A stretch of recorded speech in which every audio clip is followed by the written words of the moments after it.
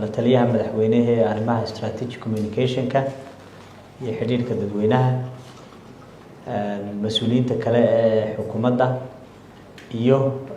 Mubaarak Gaar oo ah maxaan ku dhahdaa professorka barnaamijkan leer garayn doona hadii la helo.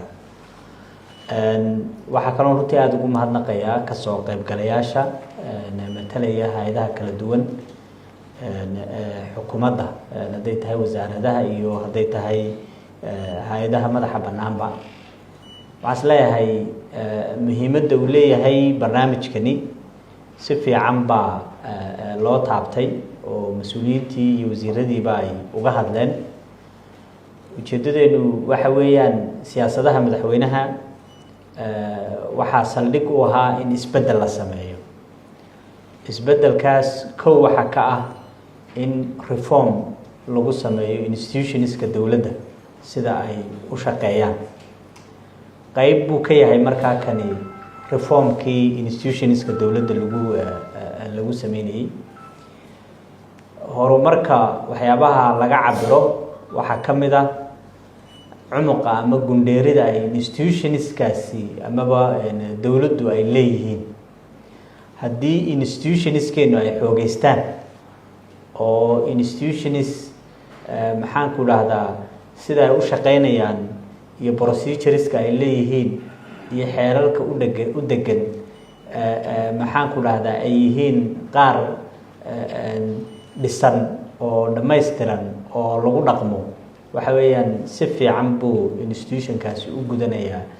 shaqadiisa iyo waxa uu doonayo inuu qabto. inta badanna waxaa laga yaabaa markaa inaanay muhiim noqon qofka madaxa ka ah ee institutionka heerka ka ah, laakiin ay muhiim noqoto dadka waaraya ee haraya inta badan institutionka joogaya. marka war isgaarsiintu xilligan maanta ay nool lahay waa wax aad iyo aad u muhiim ah. waxaan loo nool lahay waqtigii warka information age baynu ku jiraa, haddaynan post information age ba ku jirin. marka runtii waxa aynu u baahannahay maanta waxyaabo fara badan oo dunida laga yaabo inuu amaba amniga khalkhal geliyo amaba dhibaatooyin waaweyn abuuro. waxaa ka mid ah wararka qaldan amaba disinformationka in la sameeyo. xukuumaddu siyaabaha markaa ay kula dagaalami karto wararka khaldan waxa weeyaan inay iyadu leedahay nidaam war isgaarsiineed oo isku xidhan oo maxaan ku dhahdaa la garanayo inuu institution ka soo wada baxay. warka markaa ay cid gaadhsiinaysaa marna waa war institutionka u khaasa. maxaan ku dhahdaa wasaaradda biyaha oo kale haddii ay biyo ballaadhin meel lagu sameeyey ka warramayso, waxa weeyaan ama ceel biyood iyo arrimo biyo la xidhiidha ay ka warramayso, waxaa laga yaabaa inay taasoo keliya ay taabanayso. laakiin tiise wasaaradda arrimaha gudaha oo kale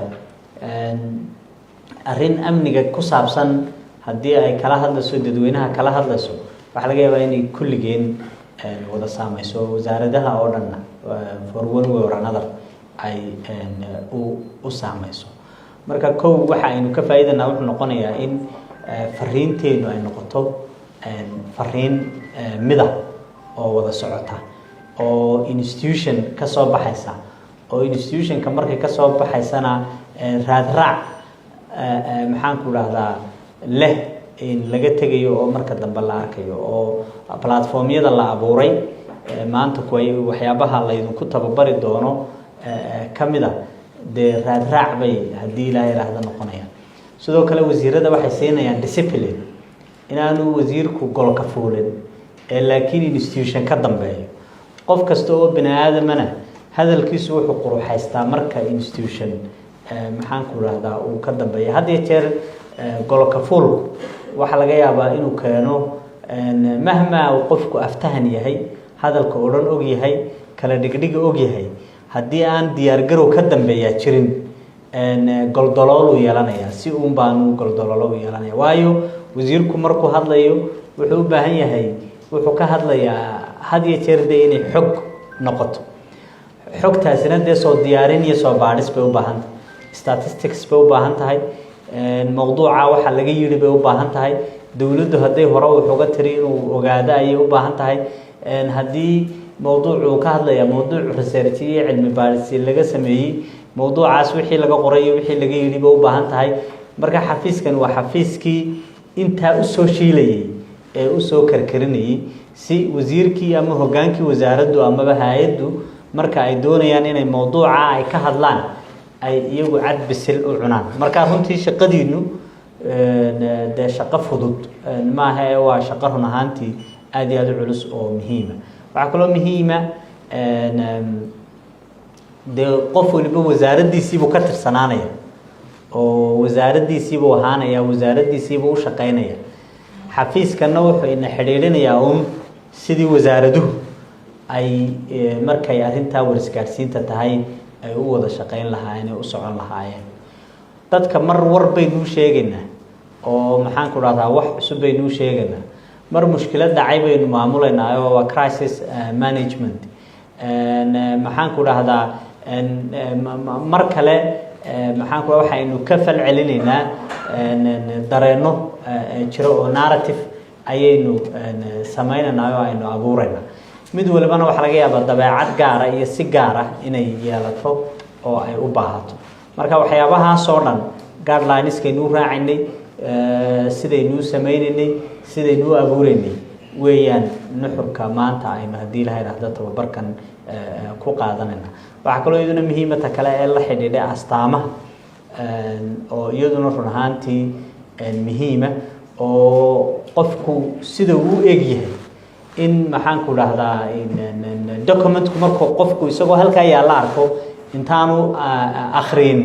u garto cid ay ka soo baxday run ahaantii u garto loogooyinku isku mid yihiin qofba aanu loogada uu isagu doono aanu isticmaalin laakiin loogooyinka aynu isticmaalana ee wasaaraddu isticmaalayaan ay isku mid yihiin iyo dawladda oo dhami kalarada la isticmaalaya ay isku mid yihiin astaamaha kale ee u baahan iyagana la isticmaalaya iyaguna isku mid yihiin runtiina waxa runtii mahad gaar iskale Kamaal Axmed Cali la taliyaha madaxweynaha oo arintan barbilow ilaa dhamaad maxaan ku raahdaa fikradeedii iyo ka shaqeynteedaba wasaaradaha kale way caawiyeen wasiirka dastuurka iyo aniga iyo runtii wasaaradda warfaafinta wasiirkii intaanu tagin markii shaqadan ay bilowgeeda ahayd runtii shirarkii ugu horeeyay ay intaasiba ay qayb ka ahaayeen shaqadaasina hadii ay sidaasi ku bilaabantay waxaana inoogu xigi doona insha Allah in eray bixinta iyo af Soomaaliga aynu qorayno isaga laftiisa sidii aynu u midayn lahayn af Soomaaligu uu haray luqadaha waa laga shaqeeyaa waa la horumariyaa erayada cusub ee soo kordha ama ha noqdaan tiknoolajiyada sida loo isticmaalayo waa la bahaleeyaa hab qoraalkeena iyo sidaynu u qoraniyo waraaqaha iyo sidaynu u qoraniyo farshaxamadaasna iyo erayada sidii aynu wax midaysan u heli lahayn erayada maamulka la xidhiidha oo aynu ka shaqeynay inta badan iyaguna hadii la yiraahdo waxa laga yaabaa in stage-ka labaad ay noqdaan waxaan markaa idinku boorinayaa tababarkan serious u qaadataan ogaataan face-kii xukuumadda ayaa hadii la yiraahdo noqonaysan wixii xukuumadda ka soo baxay ayaa karkarinaysaan marka hawshaas ha yareysanina hawl aad u culus baa leedin diray oo leedinku aaminay tababarka waa 2 maalmood oo dhameystiran marka inaydu tababarka hadii la yiraahdo aydu sidiisa u qaadataan waqti badan gelisaan fikradihiina ku dartaan dadana wax fiican oo qurux badan shaqadii launch gareynteedii iyo nidaamkeedii aynu gudubno waanu inoo furan yahay waa mahadsantiin. Assalaamu calaykum.